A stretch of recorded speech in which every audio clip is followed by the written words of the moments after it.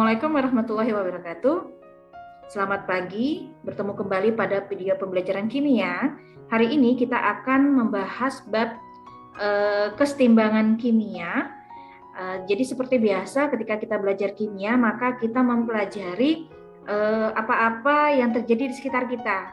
Ya, mungkin kita biasa menemukan sebuah perubahan ya kimia yang terjadi di sekitar kita atau yang biasa kita sebut sebagai reaksi kimia, seperti contohnya reaksi pembakaran, reaksi fermentasi, reaksi perkaratan, atau mungkin reaksi penguraian gas ozon yang ada di atmosfer kita. Nah, itu merupakan contoh-contoh reaksi yang ada di sekitar kita. Nah, untuk mengawali pembahasan pada bab ini, ya, di sini akan Ibu coba tampilkan sebuah peristiwa, ya, sebuah peristiwa yang ada di sekitar kita, yaitu pembentukan batu-batuan yang ada di dalam goa. Ya, mungkin pernah melihat ya batu-batuan goa yang modelnya seperti ini. Walaupun mungkin tidak pernah melihat secara langsung, minimal kita pernah melihat gambarnya seperti yang Ibu tampilkan seperti ini, ya. Jadi proses pembentukan batu-batuan yang ada di dalam goa itu merupakan proses reaksi kimia, ya. Dan lebih khususnya lagi adalah reaksi kimia yang terjadi adalah sebuah reaksi yang mengalami yang namanya keadaan kesetimbang, ya, setimbang. Jadi apa yang dimaksud dengan reaksi setimbangan itu nanti yang akan coba kita bahas di pertemuan kita hari ini, ya. Nah, sekarang kita beralih ke contoh yang kedua. Nah, di sini ada sebuah peristiwa, ya, pembakaran kayu. Ya, kita katakan ini reaksi pembakaran kayu, yang mana kayu dibakar atau bisa dikatakan kayu bereaksi dengan oksigen menghasilkan yang namanya arang. Nah, yang menjadi pertanyaan di sini, jika kita membakar kayu menjadi arang, apakah arang dapat kembali menjadi kayu? Ya, nah, tentu saja jawaban kita sepakat jawabannya adalah nggak bisa. Ya, arang ketika kayu berubah menjadi arang, ya, dengan proses pembakaran, maka arang tidak akan lagi bisa kembali menjadi kayu. Nah, itu yang dimaksud dengan namanya reaksi satu arah, ya, reaksi satu arah. Nah, ternyata peristiwa-peristiwa yang ada di sekitar kita atau reaksi-reaksi yang ada di sekitar kita itu bisa dibagi dua, ya. Ternyata ada reaksi yang satu arah, ya, yang biasa mungkin sering sudah kita bahas, tapi ternyata ada juga reaksi-reaksi itu reaksi yang dua arah, artinya reaksi yang dapat balik, ya. Nah, kalau reaksi yang tidak dapat balik, reaktan akan menjadi produk. Produknya tidak akan lagi berubah, bisa berubah menjadi reaktan. Tapi untuk reaksi yang dapat balik, ya, dapat balik ini adalah reversible, ya. Itu adalah reaksi-reaksi yang dari reaktan menjadi produk, kemudian produknya itu bisa berubah lagi, kembali lagi menjadi reaktan, ya. Nah, sekarang kita lihat di sini, ya.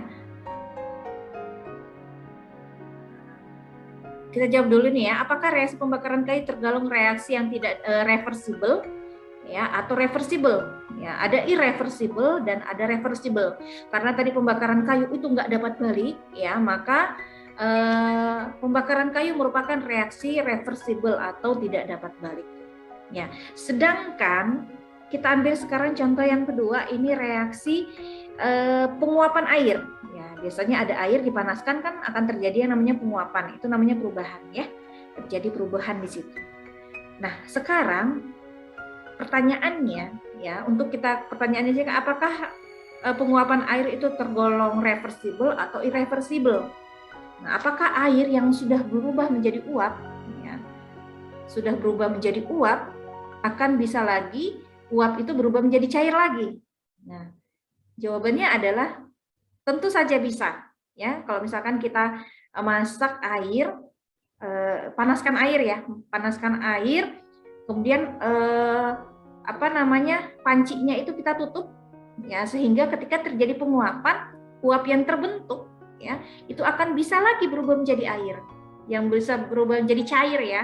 Nah, bisa kita buktikan kalau misalkan sudah selesai ya, kita ambil, kita lihat di bagian tutup dari panci itu akan terdapat butir-butir air. Nah, itu menandakan bahwa gas ya, air yang berupa gas itu dapat berubah lagi menjadi air dalam bentuk cair. Makanya untuk reaksi penguapan ini adalah reaksi penguapan air itu merupakan contoh dari perubahan reversible atau perubahan yang dapat balik ya, balik kembali. Nah, tapi syaratnya harus dalam keadaan sistem yang tertutup ya. Nah, jadi pancinya harus ditutup gitu. Kalau misalkan pancinya dibuka, airnya nguap kemana-mana, nah, nggak bisa lagi gitu ya. Kembali menjadi yang berupa cair. Nah, pada saat air menguap pada sistem terbuka, dapatkah uap air berkumpul kembali membentuk air dalam bentuk cairan? Misalkan kita panaskan air di panci yang terbuka. Kalau mau menjawab pertanyaan seperti ini adalah kalau misalkan kita batasi sistemnya itu adalah sebuah panci dan ketika itu pancinya terbuka, maka jawabannya adalah nggak bisa ya, gas uap air itu nggak akan berubah lagi menjadi air cair, nggak akan bisa. Tapi kalau misalkan sistemnya itu kita buat lebih besar ya, sistemnya itu kita buat lebih besar, misalkan sistemnya ini adalah atmosfer yang ada di bumi kita ya, bumi kita ya, atmosfer bumi kita, maka pertanyaan ini jawabannya bisa ya.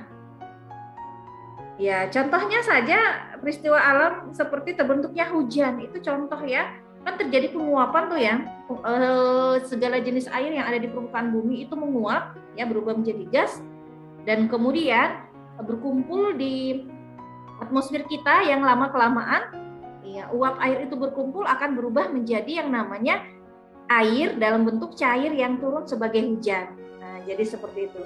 Ya, jadi reaksi penguapan air, kemudian air menjadi uap, kemudian uap menjadi cair lagi, itu adalah contoh dari reaksi reversible atau reaksi yang dapat balik. Ya, jadi sampai di sini kita akan mengetahui bahwa ternyata yang namanya reaksi itu ada dua ya. Ada dua jenis, ada reaksi yang tidak dapat balik ya, irreversible ya, seperti contoh pembakaran tadi. Dan ada juga reaksi-reaksi kimia yang dapat balik lagi atau dikenal sebagai reaksi bolak-balik ya, reaksi bolak-balik. Nah, seperti biasa kalau kita menuliskan persamaan reaksi ya, jika itu reaksinya satu arah, maka kita akan tuliskan sebagai panah satu seperti ini ya, satu arah. Nah, kalau reaksi bolak-balik ya, reaksi dua arah, maka dalam persamaan reaksi itu kita tidak menuliskan panah satu arah tapi panahnya dua arah, penulisannya seperti ini ya. Contoh sekarang reaksi bolak-balik ya, atau reversible ya, irreversible. Kalau bolak-balik itu reversible ya. Nah, itu adalah reaksi pembentukan amonia.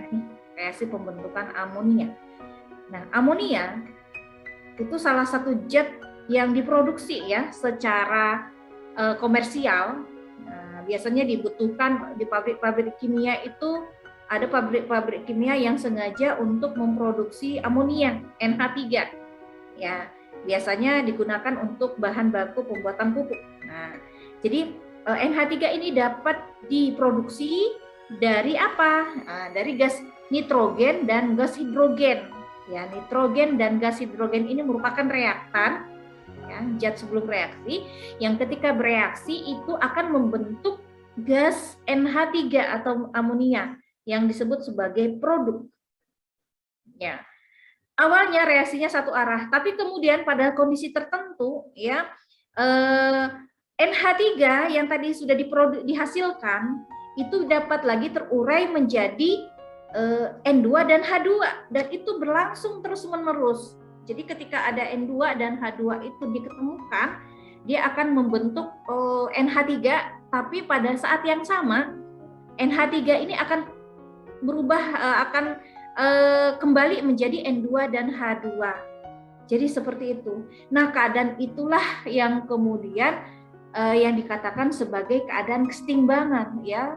Jadi reaksi yang ke kanan dan reaksi yang arahnya ke kiri itu berlangsung terus-menerus, ya. Reaksi bolak-balik itu berlangsung terus-menerus sampai tercapai yang namanya suatu titik yang namanya itu adalah keadaan kesetimbangan, ya, keadaan kesetimbangan. Makanya reaksi yang bisa bolak-balik seperti ini kita katakan sebagai reaksi setimbang, ya. Nah, kita mau lihat yang dimaksud dengan reaksi setimbangan tercapai itu pada kondisi seperti apa sih? Ya, kita bisa lihat dari grafik ini. Ya, kalau di sini T0 ini adalah pada saat mula-mula. Ya, kalau pada saat mula-mula itu belum dihasilkan produk, ya. Yang ada itu hanyalah reaktannya saja, N2 dan H2 saja. Produknya belum ada. Kita bisa lihat dari grafik, ya. Pada kondisi T0, pada kondisi mula-mula ini ada 0 di sini. Konsentrasi NH3 itu adalah 0, ya. Konsentrasi N2 itu adalah ada angkanya di sini, ya, dengan bilangan tertentu. Begitu juga dengan konsentrasi H2 juga seperti ini, ya. Masih dalam kondisi konsentrasinya maksimal. Nah, sehingga kalau ditanyakan zat apa sajakah yang terdapat di awal reaksi? Nih, kalau ada di awal reaksi berarti yang terdapat pada kondisi di awal reaksi itu hanyalah zat-zat reaktan saja, ya. Nah, jadi jawabannya di sini adalah N2 dan H2 saja. Ya, NH3-nya ada sudah belum? Belum, karena belum terjadi apa-apa, ya, belum terbentuk produk. Anggaplah kalau misalkan kita mau bikin donat, ya, donat berarti ada tepungnya, ada telurnya. Ketika mula-mula kondisinya belum dicampur nih, ya, cuma ada tepung, ada telur. Pertanyaannya, apakah sudah ada donatnya? Tentu saja belum, ya, produknya belum ada. Nah, jadi pertanyaannya itu sama dengan pertanyaan nomor 1 ini. Zat apa sajakah yang terdapat di awal reaksi? Ya, zat yang terdapat di awal reaksi adalah N2 dan H2.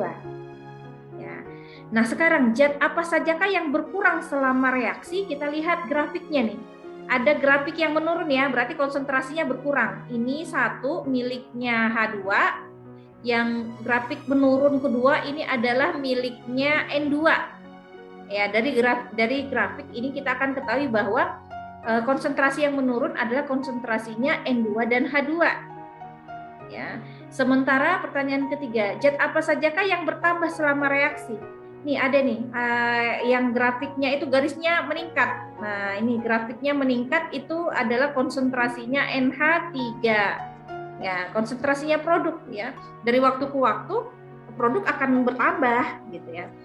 Nah, kemudian kita lihat sampai kemudian tercapai kondisi T1. T1 itu adalah pada saat kesetimbangan tercapai. Kita lihat sekarang kesetimbangan tercapai, zat apa sajakah yang ada pada titik ini? Ya, kita lihat di sini. Di sini ada N2, ada NH3 dan ada H2, ya. Maka zat apa saja? Ya, semua, ya. Pada keadaan kesetimbangan di situ tercampurlah, ada juga zat reaktan, ada juga zat produk, ya, tercampur. Nah, sehingga kita akan bisa menyimpulkan, ya, dari grafik 1 ini, bagaimanakah konsentrasi reaktan maupun produk pada saat kesetimbangan dapat tercapai. Nih, setelah T1 kita lihat nih, konsentrasi N2, konsentrasi NH3, dan konsentrasi H2 itu sudah tidak mengalami perubahan lagi, tetap. Ya, pada saat itulah tercapai yang namanya kondisi setimbang. Ya. Jadi kondisi setimbang itu adalah kondisi pada saat konsentrasi produk maupun konsentrasi reaktan itu sudah tidak berubah lagi, udah nggak naik lagi, udah nggak turun lagi, jadi sudah tetap. Ya, itu, ya kondisi yang bisa dijelaskan dari kondisi pada saat terjadinya yang namanya kesetimbangan kimia. Nah, kesetimbangan kimia juga kita bisa lihat dari lajunya, ya. Kalau V1 ini adalah laju ke kanan, kalau V2 ini adalah laju kedua, ya.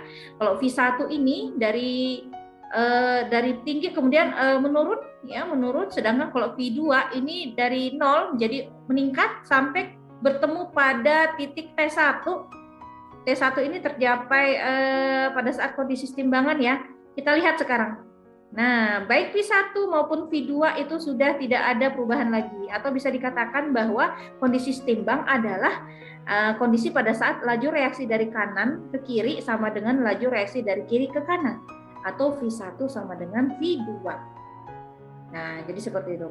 Nah, jadi kita bisa simpulkan sekarang yang dimaksud dengan kesetimbangan dinamis ya. Kesetimbangan dinamis itu artinya kesetimbangan yang berlangsung terus-menerus ya, walaupun kelihatannya reaksi itu udah nggak ada yang bertambah lagi ya, produknya nggak bertambah lagi, reaktannya nggak berkurang lagi ya, dia udah tetap kelihatannya reaksinya itu berhenti, tapi sebenarnya reaksinya itu berjalan terus-menerus. Nah, itu yang dikatakan sebagai kesetimbangan dinamis ya. Nah, kondisinya pada saat itu gimana? Ya, kita bisa simpulkan bahwa kondisi pada saat tercapai kesetimbangan itu bahwa konsentrasi reaktan maupun produk itu tetap atau tidak berubah lagi, dan laju reaksi dari kanan ke kiri itu sama dengan laju reaksi dari kiri ke kanan ya, V1 sama dengan V2. Oke. Sekarang kita lanjutkan, nah menentukan tetapan kesetimbangan yang disingkat dengan KC. Nah, untuk menentukan reaksi kesetimbangan ya, persamaan nih. Untuk menentukan nilai dari tetapan kesetimbangan KC, maka kita perlukan suatu reaksi kimia. Ya, jadi berdasarkan persamaan kimianya ya, persamaan reaksi kimianya. Dan syaratnya persamaan reaksi kimianya itu harus setara. Ya, kenapa harus setara? Karena nanti di sini ada nilai-nilai koefisien yang akan masuk ke dalam persamaan. Nah, misalkan ini ada reaksi A ditambah dengan B, ya A dan B ini adalah produk, bukan produk ya maaf, A dan B ini adalah reaktan, kemudian bereaksi setimbang menghasilkan C dan D. C dan D ini adalah produk.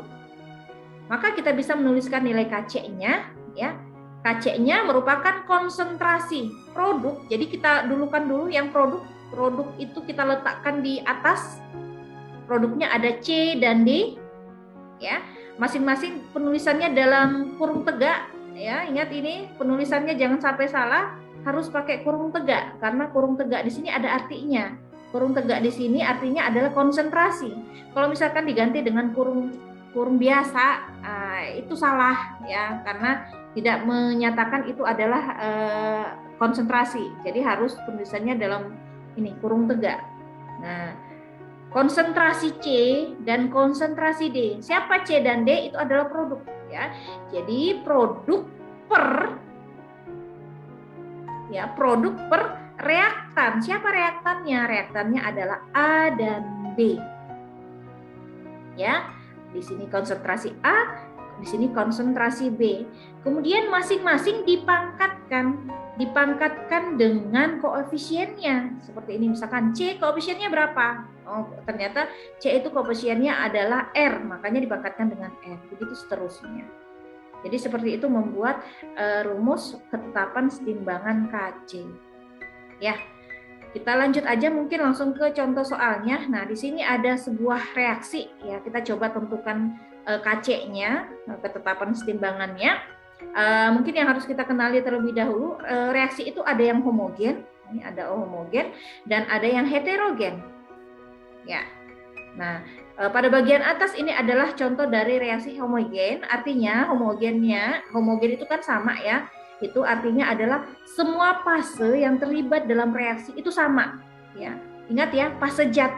Fase zat itu bisa dilihat dari ini, dalam kurung yang ada di dalam, yang ada setelah indeks. Ya, ini ada G, di sini ada G, di sini ada G. Ini menandakan fase zat itu berupa G. G itu adalah gas. Ya, karena semua sama maka dikatakan homogen. Karena semuanya gas maka dikatakan homogen. Begitu juga dengan reaksi yang kedua nih. Fasenya adalah aqueous, AQ, di sini juga AQ, di sini juga AQ. AQ itu apa? AQ itu adalah fase zat aqueous, atau bahasa Indonesia adalah fase zatnya adalah larutan. Nah, sekarang bagaimana kita membuatkan nilai KC-nya? Ya, jangan lupa kita harus bedakan dulu mana produknya, mana reaktannya. Ini produknya SO3 ya, kemudian reaktannya adalah SO2 dan O2. Maka kita bisa bikinkan KC-nya adalah SO3 kita letakkan di atas, ya. Nah, kemudian SO2 dan O2 kita letakkan di bawah. SO2 dan O2 kita letakkan di bawah. Jangan lupa kurung tegak, dan kemudian masing-masing dikasih pangkat. Pangkatnya nih dapat dari mana? Pangkatnya dari koefisiennya. Lihat nih, koefisien dari SO3.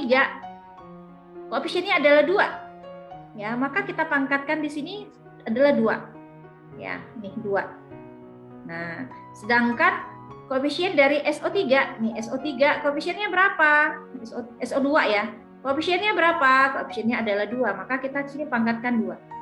Sedangkan oksigen koefisiennya berapa? Nih oksigen.